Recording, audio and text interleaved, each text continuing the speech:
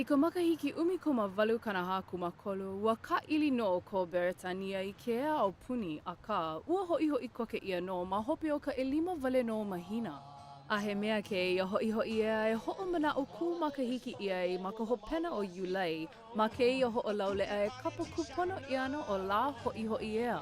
Nui nā mea e hoʻolauleʻa ai, aia nā poʻe hoʻokani pila, aia nā mea pāʻani no nā keiki. Hoʻike ana pehea e kalai papakuʻi ai, e ki popo pohaku, a e kuʻi kalo kekahi.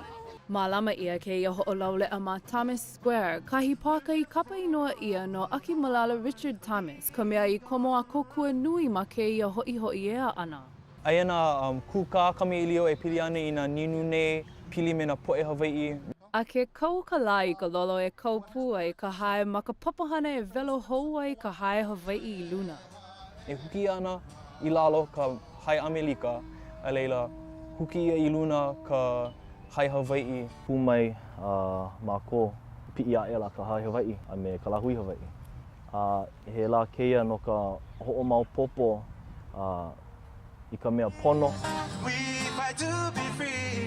O iai ka Hawaiʻi e imi hou nei anō I ka hoʻihoʻi ea, mea nui ka hoʻomaopopo ana I keia wao ko kākou moʻaukala. O keia ka ukule ana no ka hoʻomaopopo I nā moʻaukala Hawaiʻi. E naue aku no I Thomas Square I ka laʻapopo mai ka hola umi o ke kakahiaka a I ka hola ʻeha o ka ʻowina lā no ka hoʻolauleʻa pū aku. O wau no kei o Amy Kalili no Sunrise ma Hawaii News Now. Aloha.